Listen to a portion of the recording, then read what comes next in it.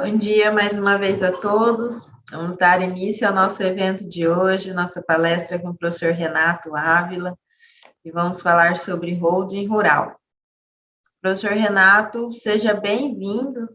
É uma satisfação enorme contar com a participação do senhor aqui, trazendo conhecimento a todos os profissionais. Agora, no online, a gente né, transpassa as nossas fronteiras, né? A gente não traz o evento somente para os profissionais do Mato Grosso, de Cuiabá, que é a nossa capital, mas de todo o país.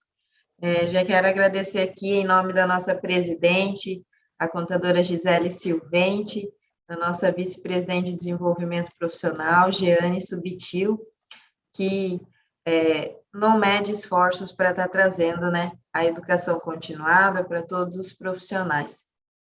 Fazer uma breve apresentação do professor Renato. O professor Renato, ele é advogado, com mais de 20 anos de experiência em holding, planejamento sucessório e tributação de grupos empresariais. É pós-graduado em Direito Empresarial, Direito Tributário e Tributação Internacional sobre Renda das Empresas. Mestre em Estratégia pela UDESC. E atuou como conselheiro do CARF no período de 2017 a 2019. Atualmente, o professor, ele é professor de pós-graduação da cadeira de Holding e Planejamento Sucessório pela BSSP e sócio proprietário da VDA Consultoria Empresarial. Aos participantes, nós combinamos, né, que os questionamentos, as perguntas sejam feitas aqui, né, pelo aplicativo QIA, aqui no meio da tela de vocês, que vai facilitar bastante as interações com o nosso professor. Aos participantes do nosso canal do YouTube, podem fazer as perguntas pelo bate-papo que eu estarei gerenciando junto com o professor Renato. Mais uma vez, sejam todos bem-vindos, professor Renato, nossa gratidão pela participação, e a palavra é com o senhor. Que maravilha, que legal, muito obrigado. Aquelas perguntas de sempre, tá me ouvindo bem? Tá me vendo bem? Ouvimos e vemos muito bem, professor. Oh, que joia, que maravilha. Galera, sejam bem-vindos, então. Obrigadão aí pela presença, né? Já vi que temos ali 30 e poucas pessoas aí, galerinha, apresentando um bate-papo. Eu, por fins aqui de organização, não vou conseguir olhar muito bate-papo, mas em compensação, a Helenira ali fica com a gente, tá? Qualquer coisa que vocês precisarem. E eu já vou ficar de olho aberto no QA ou no Perguntas e Respostas, não sei como é que vai aparecer aí para vocês, gente. Eu, então, não tenho acesso ao áudio, não tenho acesso ao vídeo, vou começar a soltar a metralhadora aqui, né? Começar a falar, depois aí da apresentação aí, desse monte de mentira que a Helenir falou aí para vocês, né? Minha gente, eu até coloquei ali no chat, né? Hoje a gente vai conversar de holding rural. Perguntei se alguém já ouviu falar sobre o tema, né? Meio que de uma forma assim provocativa. Mas a verdade é que provavelmente, né? Todos vocês aí já devem ter escutado falar sobre holding rural, se existe, se não existe. Eu vi que entrou aí uma pessoa de Rondonópolis. Eu já dei uma palestra em Rondonópolis e aí, na hora de fazer a definição, né, sobre o tema da palestra, aí o sujeito falou, perguntou que, olha, geralmente, né, eu já estou até cansado de falar de holding, mas geralmente ainda mais rural, né, falo de holding rural. Aí alguém falou, não, pelo amor de Deus, holding não. Aí nós acabamos falando sobre, se eu não me engano, ganho de capital na venda de imóvel rural. Que, aliás, tá, galera, também tem a ver com o assunto holding rural, tá? Então, esse assunto, ele, na verdade, ele tem um monte de perspectivas. Então, a gente poderia estar falando de, por exemplo, governança corporativa, a gente poderia estar falando de proteção patrimonial, a gente poderia estar falando de sucessão familiar, né? A gente poderia estar comentando a sucessão familiar, que já é um contexto da governança, a sucessão no comando, né? Quem é que vai ficar nas terras, quem é que vai comandar, como é que vai ser o relacionamento do irmão que ficou nas terras comandando ali a plantação de boi, né? Boi se planta, eu acho, né? Aquele papo, quem é da cidade acha que dá em árvore, né? Então, o relacionamento dos irmãos, por exemplo, aquele sujeito que foi para a cidade, foi ser médico, foi ser contador, foi ser engenheiro, uma profissão aí liberal. Então, a holding ela é muito mais uma ferramenta do que um objeto em si. E ela pode estar inserida nesse monte de contexto que eu falei. O que eu vou tentar conversar hoje, né? Poxa, imaginando, né, galera, que o nosso público é de contador, claro, e o nosso público deve ter 2 ou 3 advogados meio que perdido aí pelo meio do caminho. Sejam bem-vindos, né? Cada vez melhor essa interação do jurídico com o contábil. Na verdade, né? Se fosse uma aula, a gente tivesse mais tempo e eu tivesse mais intimidade, eu diria, vamos até deixar de fazer essa diferença, tá? A partir de agora não tem diferença. A gente trabalha com a matéria tributária, a nossa carreira é uma carreira tributária, então pouco importa se a tua graduação ela é direito ou é contabilidade, pô, a bola vai cair quadrada no teu pé, tu vai ter que deixar ela redonda, vai ter que resolver para o cliente. Essa é a verdade. Então, a holding rural, ela é uma ferramenta. O que é importante, galera? O que é importante a gente definir e por que eu vou dar esse enfoque com vocês? Primeiro, a nossa formação, jurídico tributário, contador fiscal, né? Então, apesar da holding estar inserida em sucessão, governança, uma porção de situações, eu queria chamar vocês para conversar como a empresa holding como ferramenta de planejamento tributário, tá? Quais as vantagens, quais as desvantagens, quais os problemas que a gente vem vivenciando ao longo dos anos, né? Ao longo desses 20 anos aí, trabalhando com essa ferramenta. Para eu poder conseguir trabalhar o conceito de holding rural com vocês, obviamente eu vou ter que definir o que é holding, tá? E aqui nós já vamos começar a entrar num problema, numa situação curiosa, até engraçada para variar, né? Brasil, a gente consegue ter essas coisas. Holding, tecnicamente falando, juridicamente falando, de acordo com a lei, de acordo com a jurisprudência dos tribunais superiores, a princípio, tá? Holding tem um conceito. Esse conceito está sendo alargado, inclusive pelos tribunais superiores, quando a discussão que a gente vai entrar é o ITBI. Então, olha só. Holding é uma ferramenta, a ferramenta serve para um monte de coisa. Esse monte de coisa eu queria destacar o planejamento tributário. Por quê? Porque é o que a gente vê todo dia e é o que a gente consegue, né, fazer o nosso trabalho bem feito, chegar a uma performance tributária. Economia, né? Português bem claro. Economia tributária é interessante. Eu estou começando a destacar o tema por um tributo, o ITBI, só que não é o único tributo que está envolvido nesse contexto. A gente vai tratar também do imposto de transmissão causa-mortes ou doação, fundamental, tá? Quando a gente vai tratar de holding familiar. Então, né, a gente vai começar a botar um monte de nome, mas fiquem tranquilos, tá? Eu estou aqui com o meu tempo, com o meu cronômetro correndo. A gente vai pontuar cada conceito desses e a gente vai definir o objetivo para que utilizar. Legal. Então, eu já comentei em holding rural, agora eu estou sugerindo holding familiar. Estou sugerindo holding familiar porque nós estamos mencionando, né, o nosso ponto de partida é o tributário, então nós estamos tendo um ponto de partida que é economia tributária no ITCMD. Como é que eu economizo imposto sobre transmissão, causa-mortes ou doação, né? Primeiro ponto, o causa-mortes, quando alguém morre, quando abre inventário, eu economizo ITCMD? Muito difícil, tá? Porque o fato gerador já aconteceu. É a mesma coisa que quando vem o cliente e diz, vendi uma fazenda, ou melhor, né, ele diz, vou vender uma fazenda. Vai vender uma fazenda? Como é que é a operação? Eu já recebi ano passado na conta bancária do meu pai, fato gerador já ocorreu, né? Aí não tem milagre, tá? Aí tem uma retada, não é o assunto que a gente quer tratar. Então, o que a gente está sugerindo é que num contexto de planejamento, a gente se utilize do fato gerador da doação, não do causa mortis. Por quê? Porque a doação a gente consegue sim fazer um planejamento e chegar numa economia do ITCMD. Então, o que a gente vai doar, na verdade, tá, galera? Aqui vem um ponto bem importante.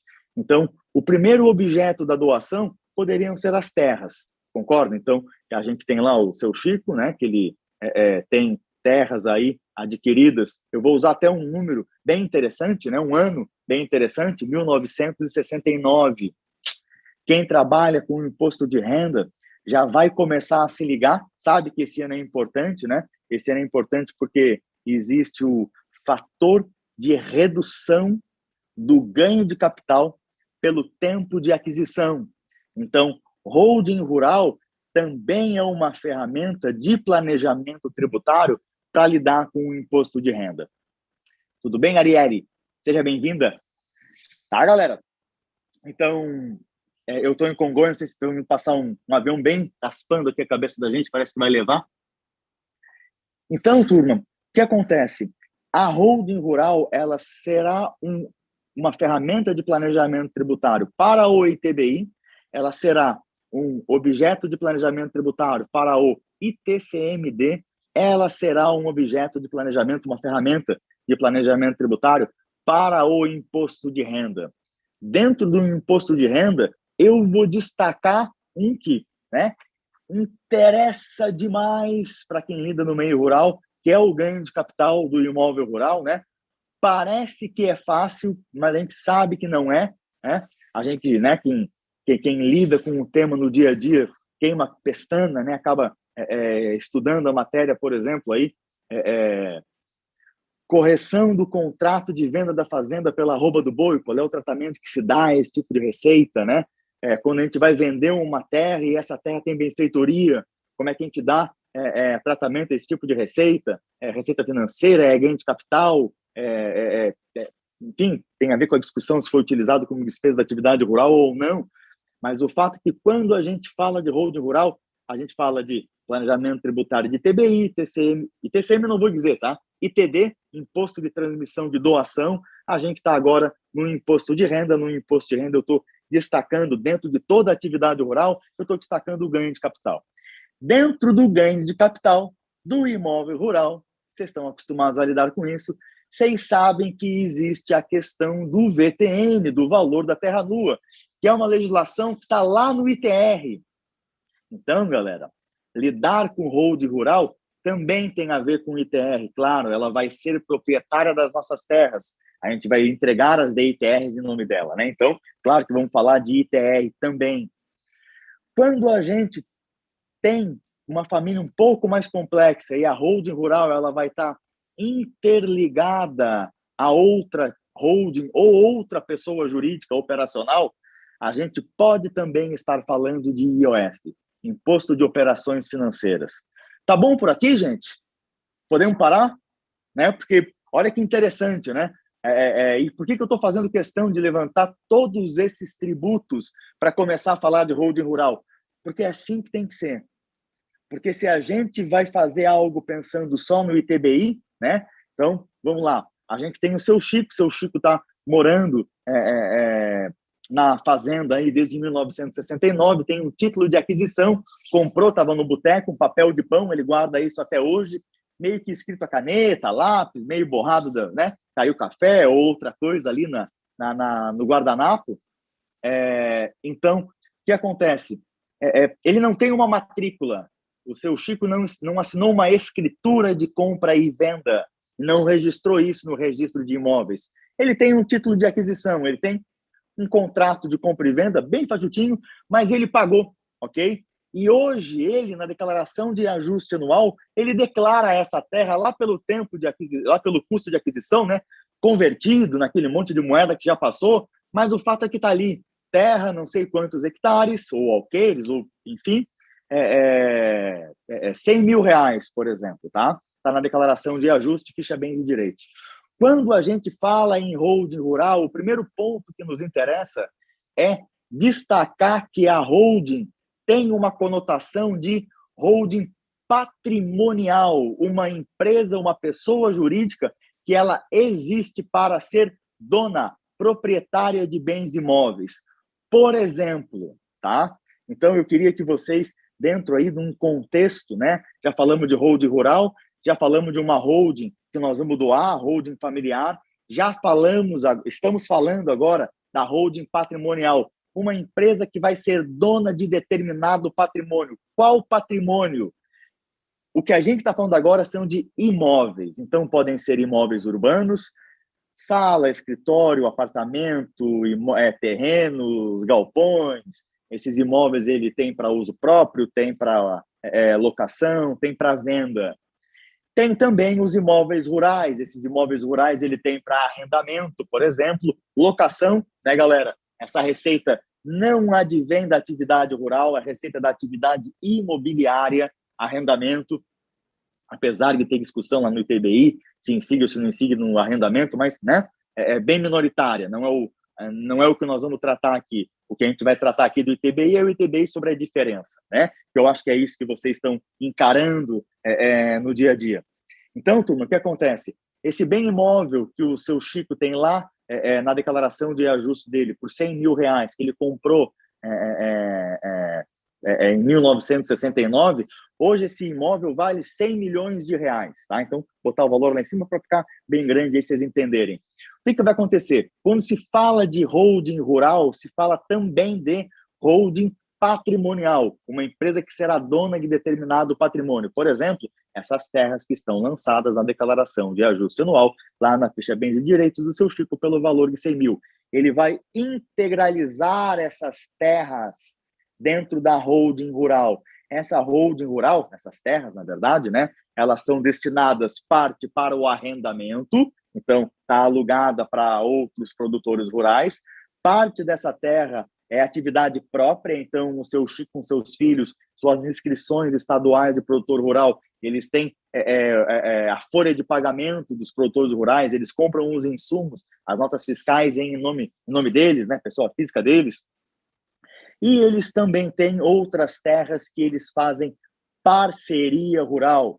Arrendamento é uma coisa, parceria é outra, né? Pô, a gente sabe que o arrendamento é altamente mais custoso para o produtor, mas a Receita Federal ela tem os seus requisitos para aceitar o que é arrendamento e o que é parceria rural, né? Se alguém tiver algum assunto aí que também trata sobre isso, aliás, né, holding rural também tem a ver sobre esse assunto, mas o passo a passo seria, então, o seu Chico integralizar esses bens imóveis, né? Então vai fazer um aumento de capital social, vai zerar aqueles bens imóveis, a declaração de ajuste vai dar entrada na declaração de ajuste anual das cotas ou das ações dessa empresa que recebe as terras. Definir se é uma limitada ou se é uma SA.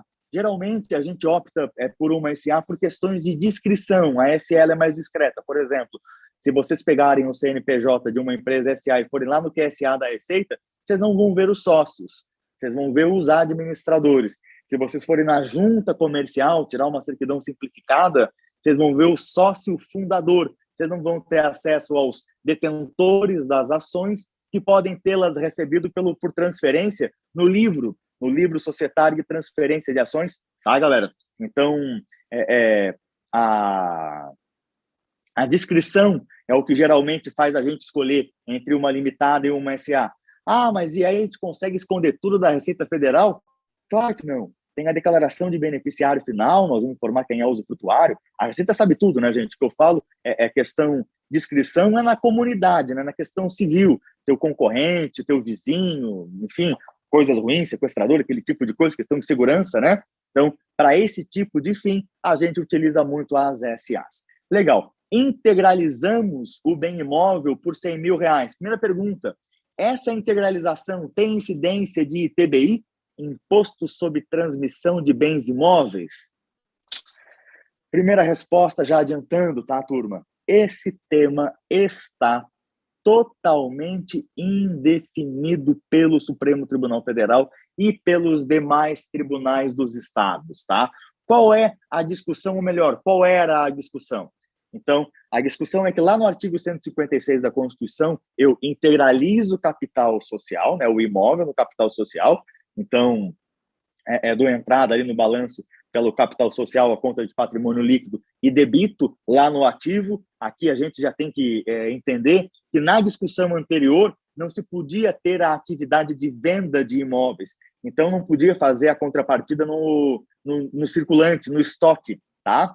E quando a gente fazia a contrapartida no imobilizado ou no não circulante, tínhamos que deixar bem claro que não tinha nada a ver com receita imobiliária, porque o entendimento anterior era: se a empresa adquirente tiver receita preponderante da atividade imobiliária, paga ITBI. Legal?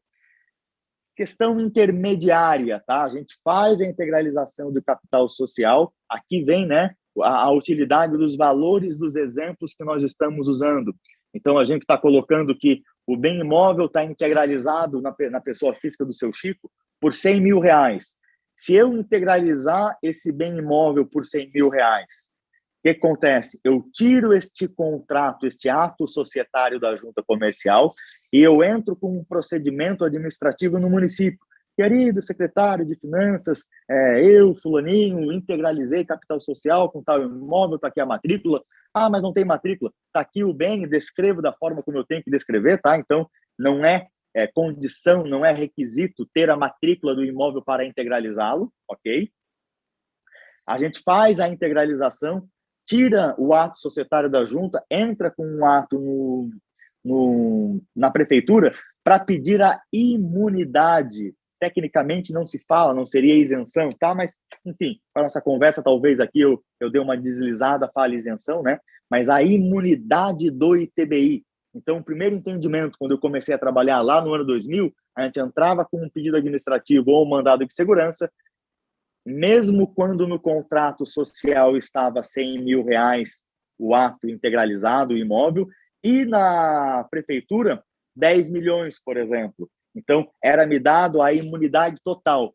Durante um período intermediário, tá? O que aconteceu? Se manteve o requisito do objeto barra atividade. Então, se tiver atividade preponderante vinda da atividade imobiliária, paga ITBI. Se não tiver, começou a ser cobrado, né, o ITBI sobre a diferença.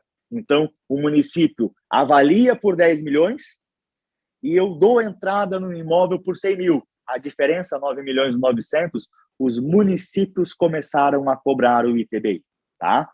2 a 3%. Então, o que acontece no nosso exemplo? Ora, eu tenho um imóvel lançado na minha declaração de imposto de renda por R$100 mil. Só que esse imóvel eu comprei por quanto?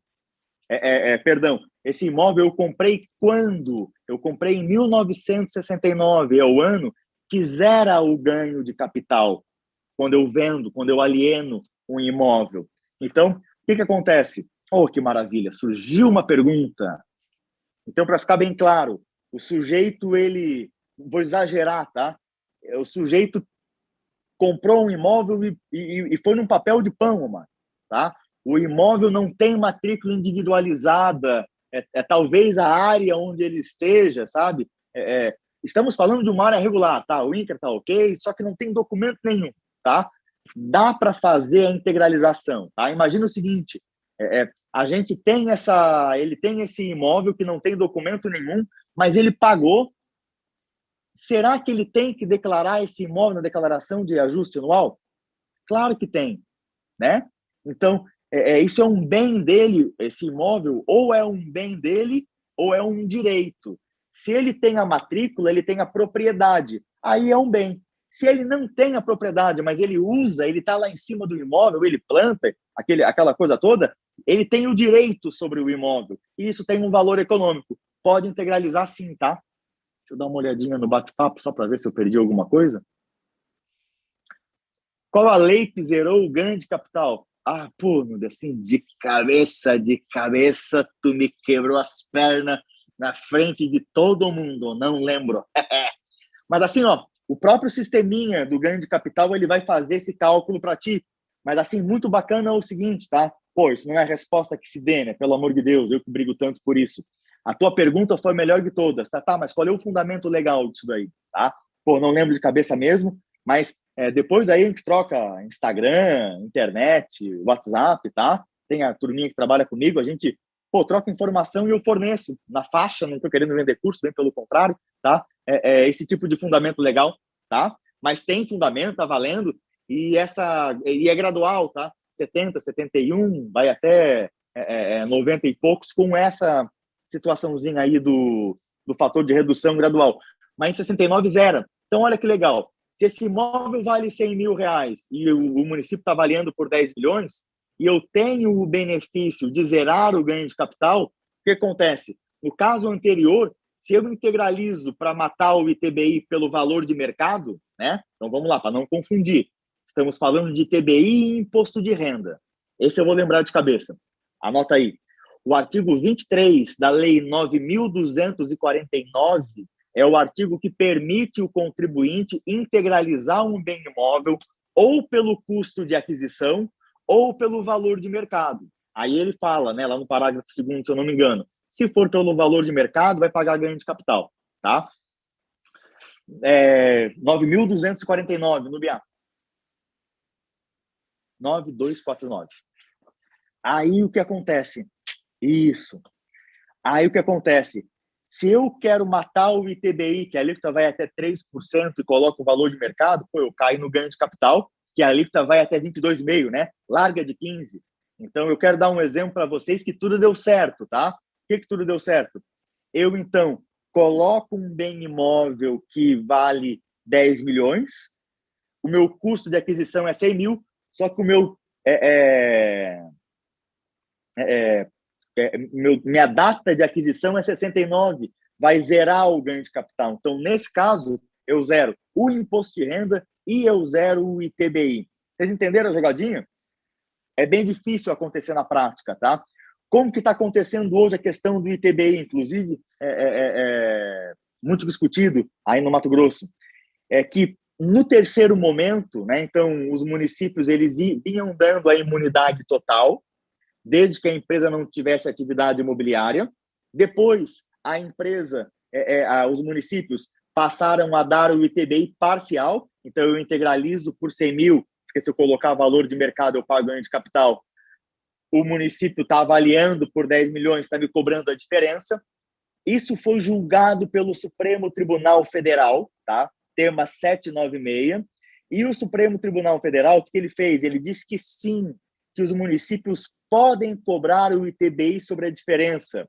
Mas aqui, galera, atenção, moçada, sobre qual diferença, né? Eu, nas aulas, eu costumo brincar, aqui a culpa é do estagiário, tá, galera? O que acontece?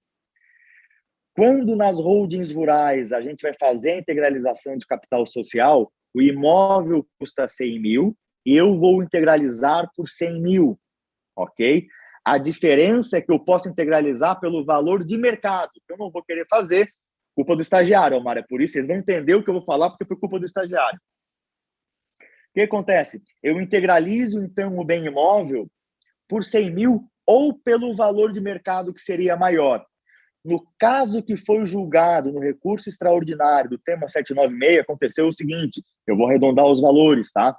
O bem imóvel foi adquirido por 800 mil reais, tá? Então, na declaração de ajuste anual do sócio, estava lá, 800 mil reais. Na escritura e nas matrículas de aquisições desses imóveis, totalizava algo em torno de 800. O que aconteceria no nosso caso? A gente integralizaria por 800 mil reais esses imóveis. O que aconteceu lá no recurso que foi julgado? O sujeito integralizou por 25 mil reais. Deu a contrapartida no ativo por 800 mil e, para fechar o balanço, ele criou uma reserva de capital da diferença, 775 mil. É sobre essa diferença que o Supremo Tribunal Federal julgou. Não é sobre as diferenças que os municípios estão cobrando.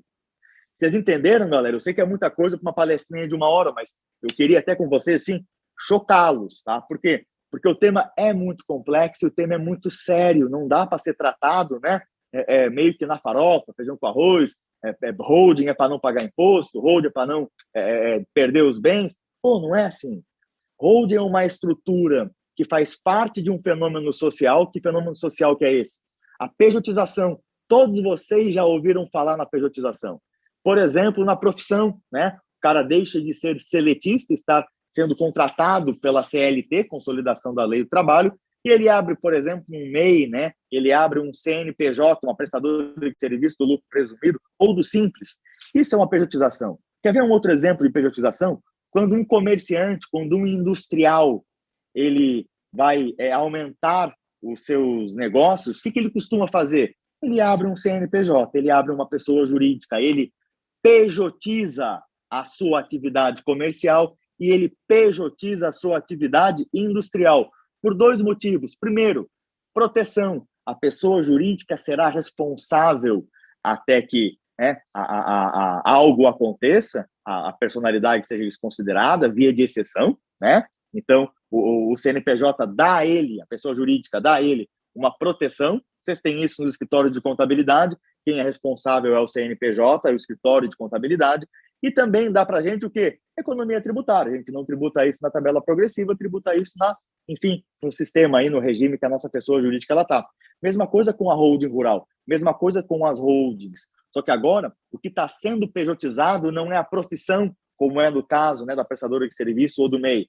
Não é o caso dos atos de empresário, como é o comerciante, como é o industrial. Agora, o que está sendo pejotizado, o que é isso? O que está saindo como uma atividade típica da pessoa física e está indo para uma atividade típica de pessoa jurídica é a propriedade. Propriedade de bens imóveis e também a propriedade de participações societárias. Até agora, então, estou falando o que para vocês? Estou falando que a holding rural ela tem uma faceta chamada holding patrimonial. Quando a gente tem a holding patrimonial é porque a gente, né, na nomenclatura que o Renato usa, é quando a gente integraliza capital social na pessoa jurídica. E esse capital social são os imóveis, imóveis urbanos, imóveis rurais, da família, tudo bem? E essa integralização vai nos gerar uma certa discussão tributária do ITBI, fizemos um breve relato dela. Essa discussão tributária vai estar vinculada ao imposto de renda, fizemos um breve relato dele, só para concluir agora, né? Imagina lá o seu Chico, né? Seu Chico tinha um imóvel rural por 100 mil reais lá na sua pessoa física, integralizou na sua pessoa jurídica, e agora ele não tem mais a pessoa, mais o imóvel na sua declaração de ajuste, ele tem as cotas dessa pessoa jurídica. O que nós vamos falar agora? ITCMD. O que eu quero perguntar para vocês, galera?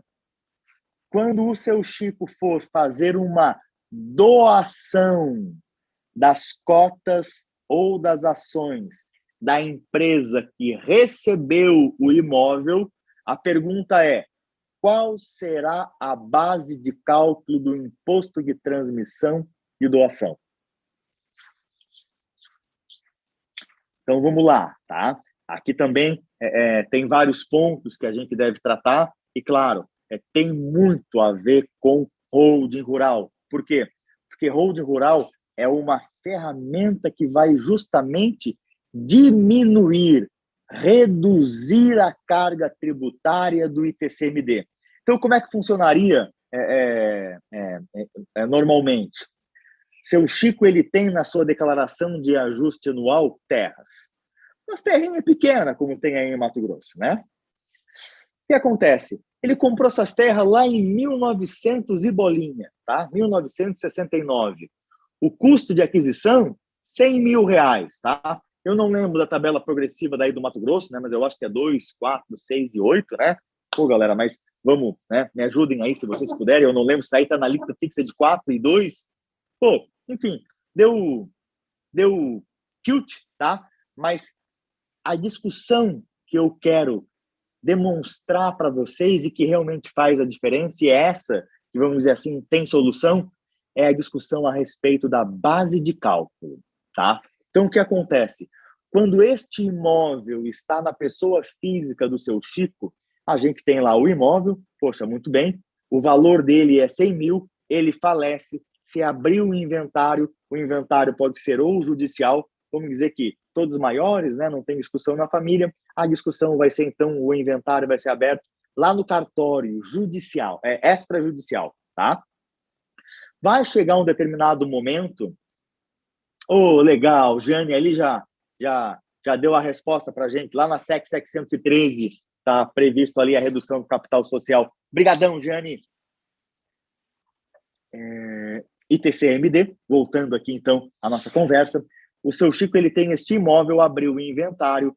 Quando a gente for informar na escritura de inventário o valor dos imóveis, o sujeito do cartório ele vai bater pé com muita razão, até porque ele poderá ser responsabilizado por qualquer cobrança a menor de TCMD aí, né? Então, o sujeito cartório, o tabelião, ele vai exigir que a gente informe o valor de mercado desse bem imóvel que está em inventário.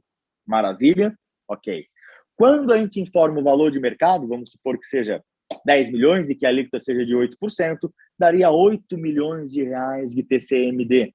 Então, esse TCMD que ele deve ser tratado com cuidado, tá? E é esse TCMD que, claro, tem solução. A gente vai pincelar essa solução, né, gente? Essa solução a gente não consegue explicar em 15 minutos, né? Pelo amor de Deus. Eu estou aqui me esforçando para mostrar para vocês os problemas, né? O primeiro problema tem a ver com o ITBI, então, no fechamento, eu vou tentar mostrar para vocês como é que a gente encaminha os problemas do ITBI. Eu aqui estou colocando alguns problemas do ITCMD, então, quando o ITCMD está lá no inventário, a pessoa física faleceu com esses bens imóveis em seu nome, a gente vai ter que informar na escritura o valor de mercado.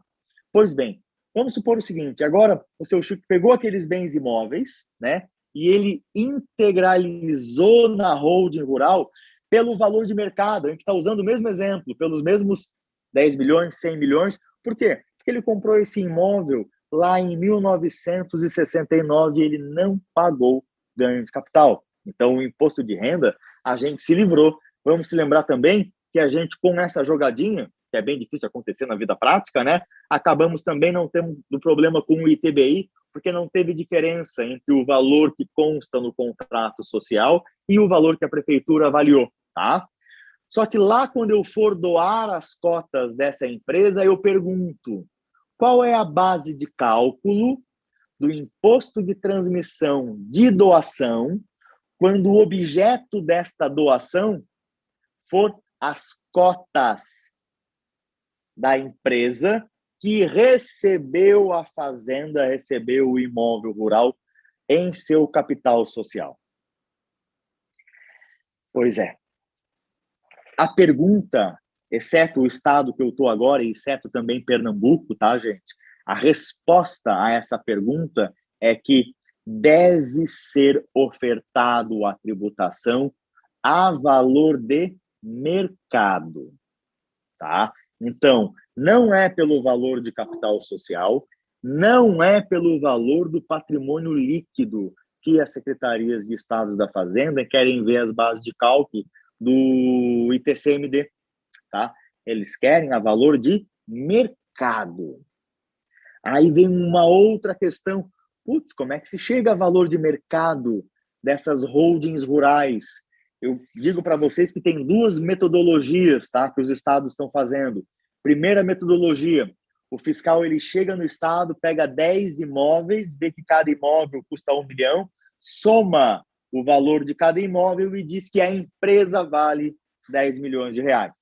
Tudo bem? Então, vai lá no ativo, faz uma soma do ativo e diz que o valor da empresa é esse. Eu imagino, não estou vendo vocês, mas deve ter contador se contorcendo aí com essa forma de avaliar a empresa, né? Pois é, estados como Goiás, como Rio Grande do Sul, por exemplo, estão implementando uma sistemática de avaliação de empresas pelo valuation, pelas metodologias indicadas pelas normas de contabilidade, né? Fluxo de caixa descontado, múltiplo de EBITDA. Então, olha só que campo interessante, né? A gente tem aí para trabalhar com doações, não só de holdings, tá, gente? Com doações de pessoas jurídicas, tá? Determinar esse valor da base de cálculo. E aí vem aquele questionamento, tá? Mas qual seria a vantagem de fazer uma doação tanto de bem imóvel, tá? A gente não trabalha com bem imóvel, vou explicar para vocês. No rural fica muito fácil de entender, tá? E também Eu estou olhando aqui o nosso relógio, poxa, joia. E também a respeito da nossa preferência de transferir e fazer a doação de pessoa jurídica. Então, por exemplo, eu dou um imóvel para 3 irmãos. É complicado a gente criar regras para vender esse imóvel. Cada irmão, no momento adequado, vai ter que dar a sua concordância ou não. Quando a gente utiliza uma pessoa jurídica, os irmãos, como vocês sabem, não são proprietários dos imóveis, né? São proprietários das cotas. E essas cotas podem ser regradas por acordo de sócios, tá? Então, a gente gosta bastante de colocar em pessoa jurídica. Esse é um dos motivos. Caso alguém esteja pensando nas dificuldades em ter a receita da atividade rural nessa pessoa jurídica, nesse momento que entra o contrato de parceria rural, tá?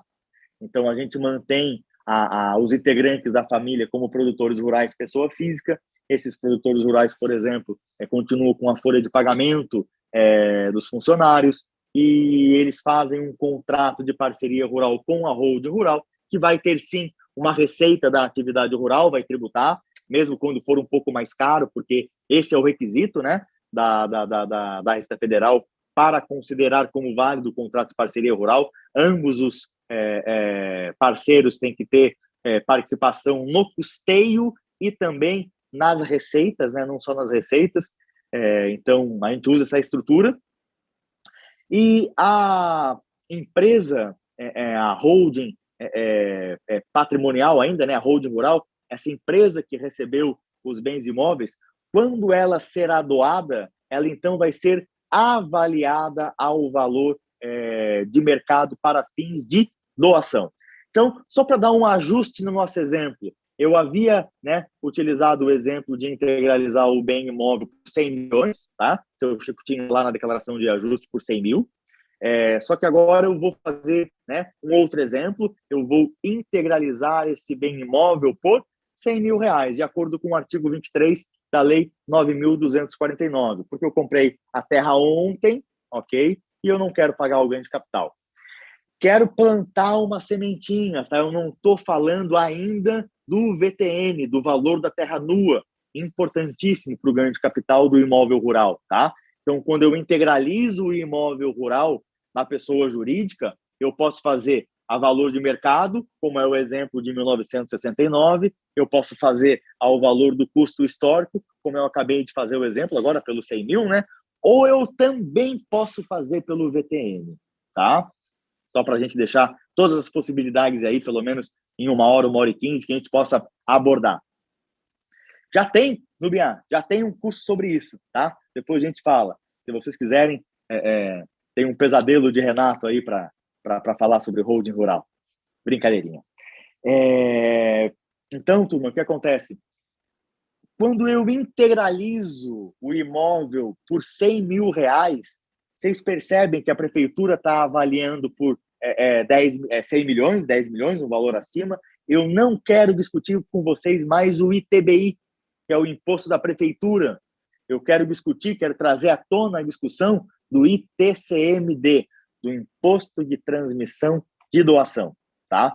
Esse imposto de transmissão de doação vai ter o seguinte: vocês percebem que quando eu for creditar o imóvel no capital social por 100 mil reais e eu for fazer a contrapartida lá no ativo, não circulante, tá? Também por 100 mil reais, vocês conseguem perceber que eu contabilizei pelo custo histórico, e nesse momento que eu contabilizei, como não teve nenhuma despesa, o meu PL coincide com o meu capital social, 100 mil reais. Então, para fins de exemplo, tá?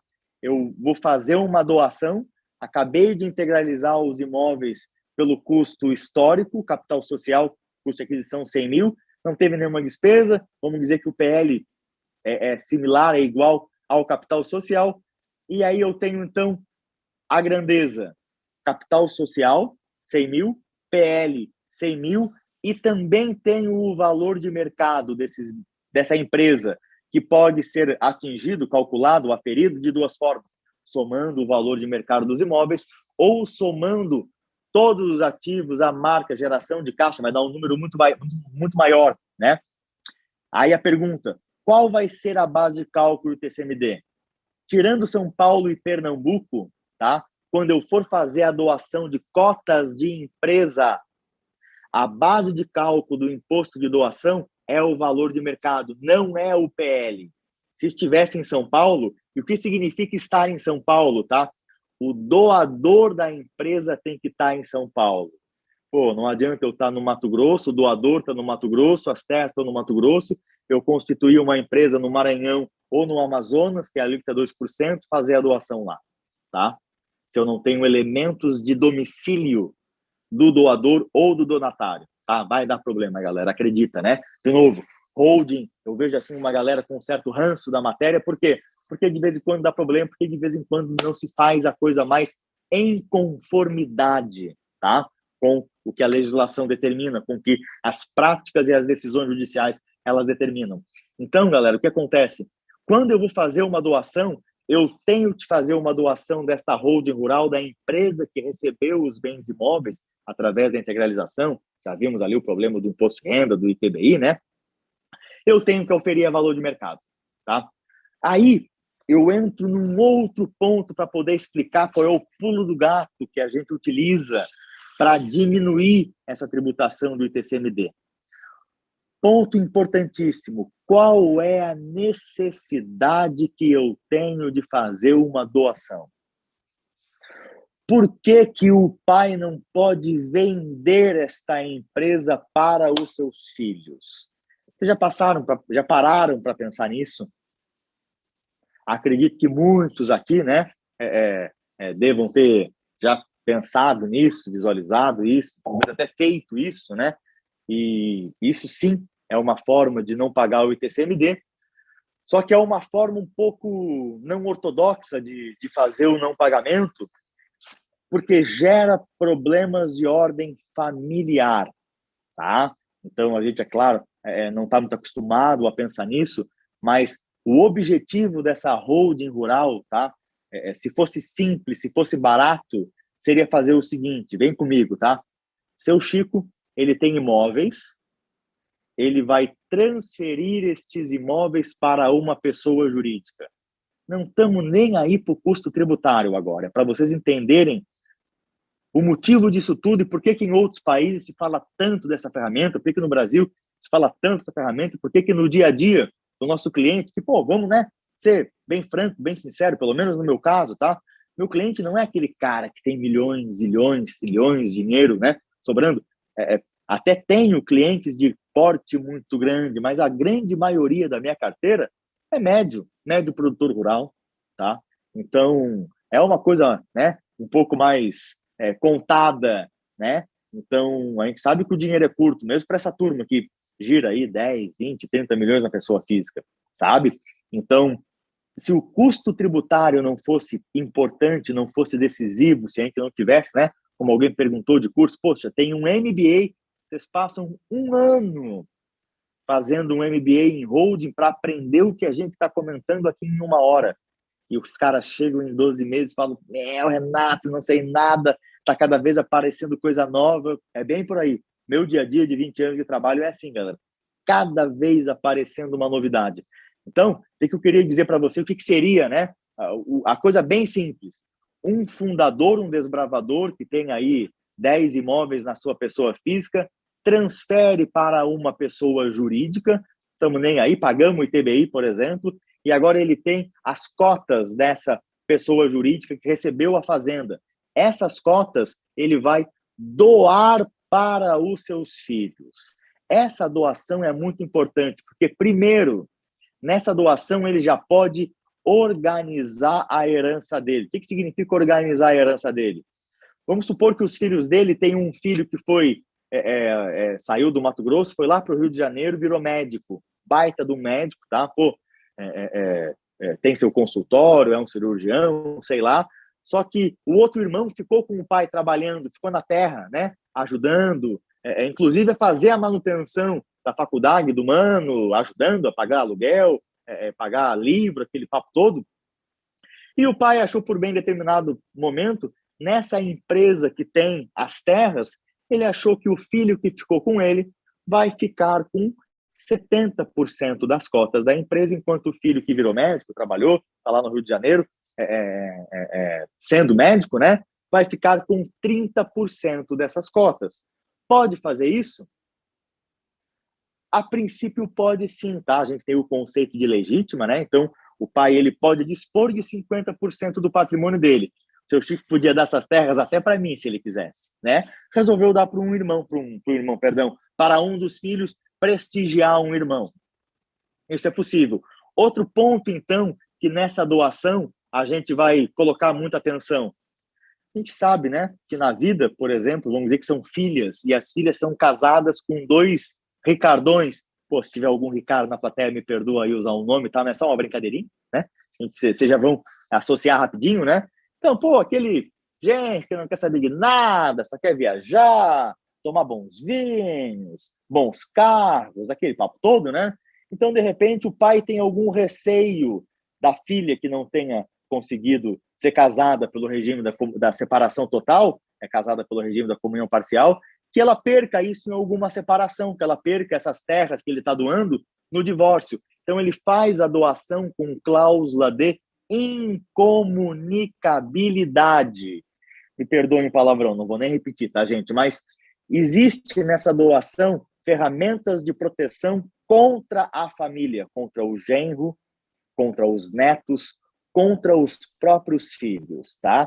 Contra os netos é a reversão. Então, caso meu filho faleça antes de mim, esse patrimônio reverte em meu favor, não vai para o meu neto, tá? Então, uma proteção contra o meu neto. E uma proteção contra o meu próprio filho é que eu vou doar essas cotas da empresa que tem a fazenda para o meu filho, mas eu vou ter o usufruto dessa empresa. Ou seja, quem vai mandar sou eu. A gente tem essa incomunicabilidade, a gente tem a reversão, a gente tem o usufruto. Na real, tem a incomunicabilidade, impenhorabilidade, inalienabilidade, reversão, revogação e renúncia, tá? Claro que a gente não usa isso em tudo que é família, mas existem essas possibilidades. E também existe o usufruto. Quando a gente usa, né, quando utiliza o usufruto, tem reflexo lá no ITCD, tem reflexo tributário, redução de base de cálculo, tem reflexo lá no imposto de renda, né? O sujeito pode receber lucros. Então, muito cuidado com essas ferramentas, tá? A maioria tem reflexo tributário. Muito bem. Eu estava, então, explicando para vocês que o mundo ideal seria ter apenas uma empresa, essa empresa recebe as terras, essa empresa que recebeu as terras será doada para os herdeiros, organiza a participação, a incomunicabilidade, a impenhorabilidade e o usufruto. Legal, galera? Alguém foi ali no chat, vou dar uma olhadinha. A distribuição dos lucros vai acontecer tanto para os usufrutuários quanto para os nus proprietários. Tudo aqui tem discussão, tá? Então, vamos lá. O artigo 1007 do Código Civil permite a distribuição desproporcional dos lucros. O artigo 1008 diz que se alguém não receber lucros, eu tenho 2 filhos e 2 pais, 2 sócios nos proprietários, 2 usufrutuários. Opinião do Renato, todos têm que receber lucros, tá? Os usufrutuários recebem lucros isentos de imposto de renda, distribuição de lucros, né? Já com solução de consulta da Receita Federal atestando, não tem IR, tá? Se por um acaso, não é o que eu penso, mas tiver com muito medo, deixa o sócio no proprietário com 0,1%, então ele é sócio de alguma coisa, também recebe lucros, tá? Mas opinião do Renato e confirmação da Receita. Todos podem receber lucros isentos de imposto de renda. Eu acho que era essa a pergunta, né? Legal. Se não ficou claro, rebate ali no chat. Só que a gente sabe que o mundo não é perfeito. Vai ter discussão no ITBI. O que eu faço de vez em quando? Como é que eu encaminho isso? De vez em quando eu oriento o cliente a fazer o pagamento do ITBI e eu vou entrar com um mandado de segurança para testar, restituir. A gente sabe, eu não sei se vocês conhecem a estratégia de utilizar o AVJ, trazer o ajuste a valor presente. A Jeane perguntou se tem que ter no contrato social a previsão da distribuição desproporcional. Vamos lá, tá? Vou dizer qual é o paranauê da matéria e como é que eu faço, tá? Então, assim, ó, a rigor, de acordo com as decisões do Conselho Administrativo de Recurso Fiscal, não precisa ter previsão no contrato social, nem no estatuto social, tá? Então, SA também pode, de acordo com o CARF, fazer distribuição desproporcional de lucros. O que acontece? O CARF é uma coisa, a Receita Federal é outra. Então, a Receita Federal não está obrigada a seguir entendimento do CARF. A Receita Federal, os auditores, eles são obrigados a seguir solução de consulta COSIT. Então, G, o que acontece? A solução de consulta COSIT, tá, que existe tratando sobre o tema, não fala sobre estatuto, fala só de contrato social. Pô, quem tem juízo, e a gente sabe que a interpretação no direito tributário, de acordo com o CTN, né, artigo 96, é restritiva. Então, se fala contrato social, a solução de consulta, não fala estatuto. Primeiro ponto. Pela leitura da solução de consulta, tiramos as SAs. Ficamos só nas limitadas. E na solução de consulta está escrito que deve sim haver previsão. Pô, quem, né, cachorro mordido por cobra tem medo de linguiça, né, como é o nosso caso, como a gente gosta de andar em conformidade, apesar de o CARF dizer que pode, vamos usar isso para uma defesa, no nosso dia a dia, a gente coloca no contrato social que tem que ter distribuição desproporcional, que pode ter, tá? A distribuição desproporcional. Então, não é que tem que ter, é que para ficar bonito e para andar em conformidade com a Receita, a gente faz. Legal? Tranquilo? Ficou claro? Só bate-papo ali. Só que, galera, esse exemplo que eu estou passando para vocês, o seu Chico, integralizar as terras, pagar o ITBI e entrar com um mandado de segurança para restituir, doar as cotas para os seus herdeiros, ir lá na Fazenda Estadual e pagar o ITCMD, é algo bem difícil da gente ver no dia a dia, tá? Então, o que a gente faz? Como a gente necessita da doação, porque sem a doação não dá para ter incomunicabilidade, então eu só consigo proteger a minha filha do casamento dela com doação e incomunicabilidade, eu não posso vender para ela um bem imóvel e ela receber esse bem imóvel com incomunicabilidade. É só através da doação. Legal. Então, o que acontece? Vocês imaginem que eu constituí uma pessoa jurídica com um bem imóvel que estava lançado por R$100 mil. Deixo de ter esse bem imóvel por R$100 mil, passo a ter cotas no valor de R$100 mil. Já chegamos na conclusão, pelo menos ninguém discordou, que se eu for doar essa holding rural, que tem as terras rurais, os imóveis rurais, eu vou pagar ITCMD sobre o valor de mercado, mesmo o valor das cotas sendo R$100 mil. Tudo bem? Acho que quanto a isso, né, não ficamos com dúvida. Mas eu tenho ali cotas no valor de R$100 mil. Como que se faz para a gente ter os benefícios da doação, ou seja, a incomunicabilidade, a impenhorabilidade, a gente ter o usufruto e a gente também conseguir reduzir a médio e longo prazo a carga tributária do ITCMD. Bem simples. E uma boa notícia para a galera da contabilidade. Vão precisar de duas empresas, vão ter duas contabilidades para fazer. Primeira empresa, holding patrimonial. É aquela empresa que o seu Chico integralizou os bens imóveis pelo custo histórico e agora ele detém cotas no valor de R$100 mil. Agora nós vamos falar da segunda empresa. E essa é a holding de verdade, tá, galera?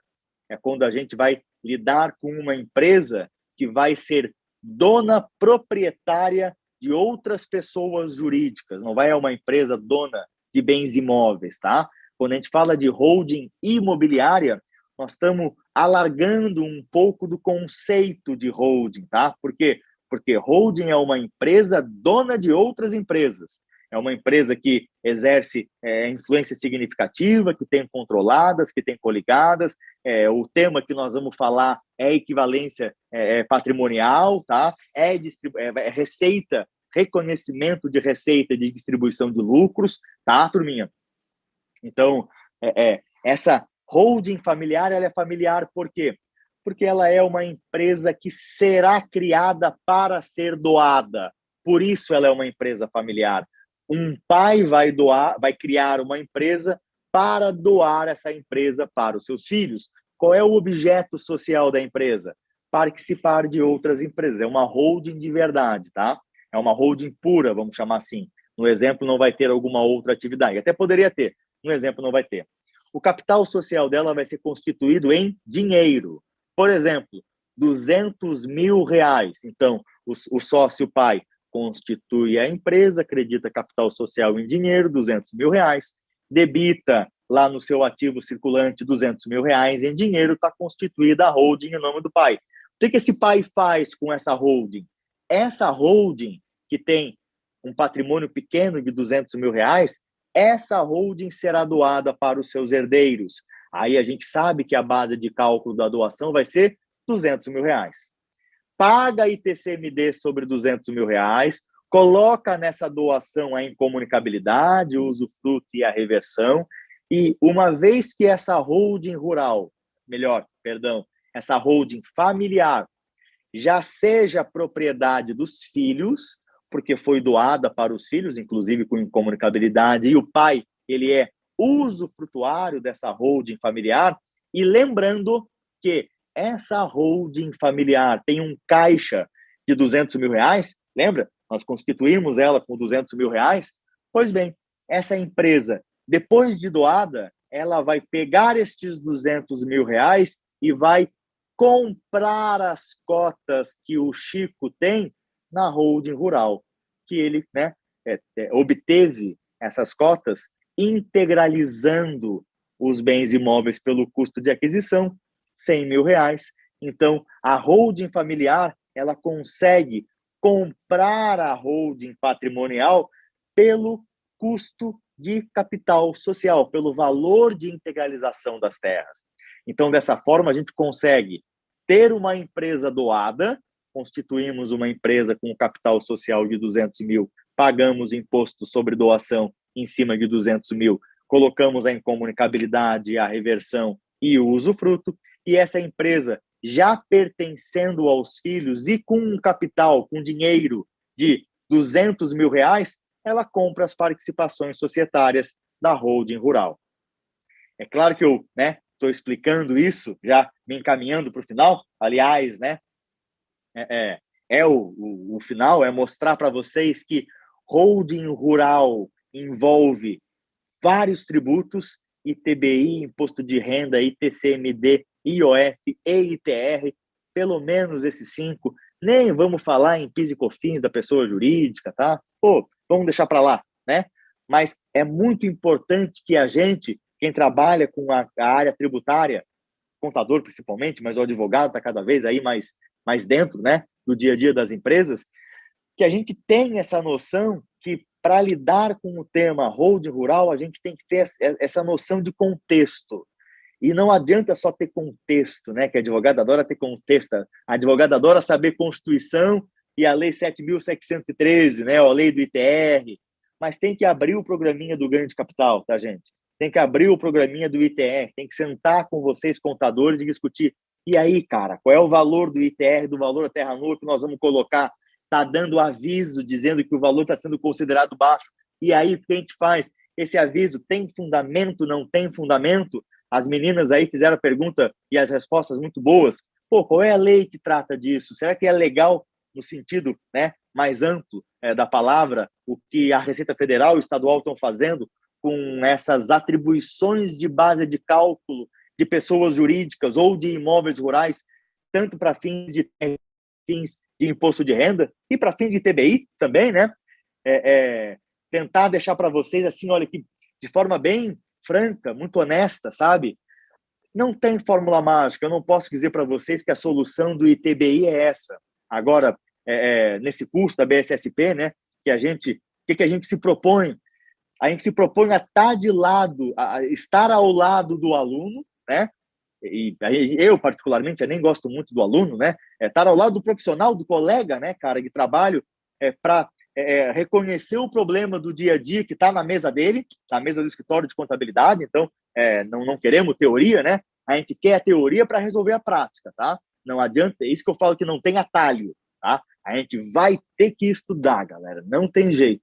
Ou a gente vai ter que conhecer quem estude e vai ter que se esforçar para entender a estruturação do problema e a solução de quem está estudando para poder fazer isso, tá?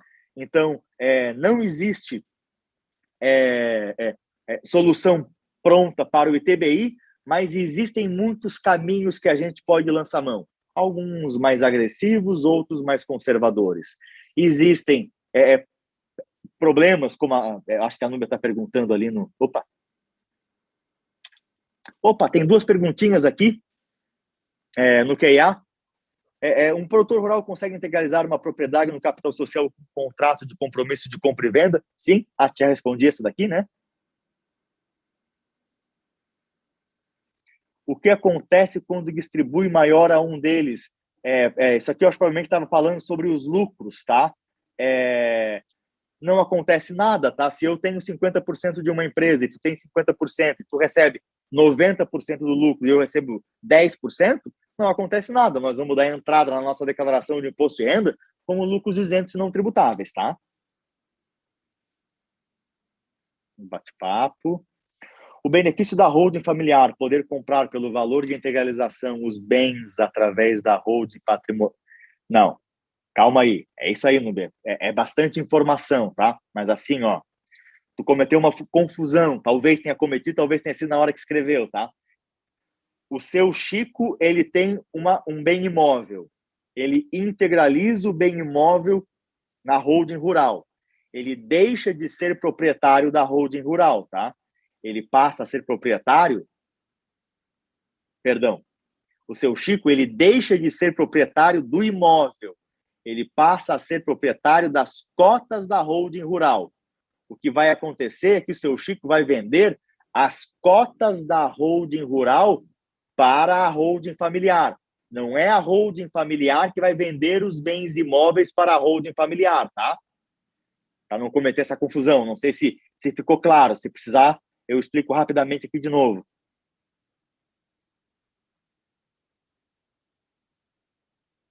Oh, legal. Pelo menos aqui no QI acho que deu certo. Tudo bem, Núbia? Joia. Não, então assim, ó, é porque tu perguntou se serve só para o caso de bens rurais. Nós não estamos falando de bens rurais, nós estamos falando de cotas de empresa. Esquece que é um bem imóvel, tá? Vamos supor que eu tenho uma máquina. Peguei uma máquina, essa máquina valor de mercado, por causa da pandemia, canal de Suez lá travou, tá valendo 10 milhões e eu tenho essa máquina totalmente depreciada no meu ativo, tá? Se eu for vender ela, totalmente não, tem por 100 reais aí no meu ativo. O que a gente faz? Integraliza numa empresa e vende as cotas, tá? Então, pode ser com imóveis urbanos, pode ser com imóveis rurais, pode ser com bens móveis, pode ser com animais, pode ser com joias, enfim, aí vai... Perfeito. Esquece quais foram os bens que foram integralizados, exatamente. O que nos interessa? Que esses bens foram integralizados pelo custo histórico. E aquilo que resultou da integralização, a gente vai vender pelo custo histórico ou um pouquinho a mais. Ok. Deu. Entendi. Cala a boca, professor. Fica quieto. Entendi. Também já... Galera, integralizar bem imóvel na empresa gera ITBI? Pô, Caio, essa é a pergunta, tá? Que não quer calar, né? Hoje os municípios, de forma bem prática, tá? Hoje os municípios vão cobrar ITBI, tá? Então, se tu fizer a integralização de ITBI numa empresa que tenha atividade imobiliária, os municípios vão te cobrar ITBI. Judicialmente, existem decisões que impedem a cobrança de ITBI quando a empresa que está recebendo tem a atividade de vender, de alugar, tá? Isso mudou de 2020 para cá. ok? Esse é um caso. Outro caso, os municípios vão cobrar ITBI sobre a diferença do valor de entrada sobre o valor avaliado. Então, eu tenho lá na minha declaração de ajuste por 100 mil, integralizo por 100 mil, mas o valor de mercado hoje, em 2020, né, supondo que eu havia comprado esse imóvel lá em 95, esse valor de mercado é 10 milhões de reais. O município vai querer 10 milhões menos 100 mil, cobrar a diferença. O que acontece? Judicialmente se contesta isso com precedentes favoráveis ao contribuinte. E tem uma forma aí de não pagar o ITBI, que é bem pouco ortodoxa, não tem muito entendimento nem manifestação da Receita Federal, mas que é praticado, que é através do AVJ, tá? Trazer, integralizar o imóvel a valor de custo histórico, fazer a reavaliação, trazer a valor justo, né? O imóvel, desdobrar essa reserva em cotas que vão ficar em tesouraria, sabe? E aí nós vamos mostrar para o município que o imóvel entrou por 100 mil, mas que o capital é 10 milhões do mesmo valor do imóvel, porque passou pelo AVJ. Enfim, tá? Então, ITBI é cobrado, 2 fundamentos. Esses 2 fundamentos a gente contesta judicialmente com precedente favorável. Galera, eu estou aqui, né, encerrando, porque deu meu tempo, tá? 11h15. O Omar fez mais um comentáriozinho ali no chat, dentro do planejamento tributário, uma hold rural pode ser mais atrativa em termos extremamente mais atrativo para o cliente, tá, Omar? Eu não sei se no teu caso tu és advogado ou contador, mas inventário para o advogado é um bom trabalho, tá? É um trabalho lucrativo, os caras têm que fazer, mas a holding, sim, para o cliente é uma excelente ferramenta para que não tenha o processo de inventário. Por favor, Elenir, fica à vontade. Professora, que o senhor já respondeu, a gente não tem nenhuma manifestação no nosso canal do YouTube. Caso o senhor já queira fazer as considerações finais, fique à vontade também. As considerações, na verdade, eram essas, né? Que a gente tem uma incidência tributária muito grande, não tem resposta pronta para nenhum dos assuntos. Cada ponto desse que vocês quisessem colocar para conversar, a gente deveria baixar documento, dar a resposta com base em lei e principalmente com base no que os tribunais estão decidindo. A partir dali, tribunais, quando eu falo, não só judiciais, né, mas também solução de consulta, também tribunais administrativos, e a partir dali, principalmente, né, advogado e contador darem as mãos e chegarem na construção da resposta o melhor possível, não incidindo custo tributário para o contribuinte, não fazendo nenhum procedimento que vá prejudicar a carreira do contador, né? Isso é uma preocupação também bem constante. Então, se pudesse encerrar e dizer que a BSSP é uma parcerona, eu, Renato, aí, nem como professor, mas como colega, tá? Parceirão aí para tentar estruturar problemas e chegar em soluções dessa nossa atividade fiscal tributária no mundo rural, que pessoalmente é uma das minhas prediletas, tá, galera? Adoro. Rural, para mim, é show de bola. Obrigadão pela oportunidade, tá? Mesmo. Imagina, professora, a gente que agradece a oportunidade, a disponibilidade do senhor em estar contribuindo, né? A todos os profissionais, a todos que estiveram participando conosco. Só elogios aqui no nosso canal do YouTube, aqui também no nosso bate-papo, quanto à apresentação do senhor. Então, assim, eu agradeço mais uma vez em nome da nossa presidente Gisele, da nossa vice-presidente Jeane, né? O senhor está contribuindo aqui conosco. E pedimos aos profissionais que estiveram participando que continuem participando conosco dos nossos eventos, acessando o nosso site, a nossa rede social, para que a gente continue trazendo mais palestras, mais professores de renome e com o conhecimento que nem o senhor disponibilizou aqui para nós. Professor, muito obrigado, desejo um excelente dia, uma excelente semana a todos, ao senhor, e até uma breve oportunidade novamente. Valeu, galerinha. Pô, obrigadão mesmo, tá? Precisando, estamos por aqui. Saudações. Tá bom. Fiquem bem.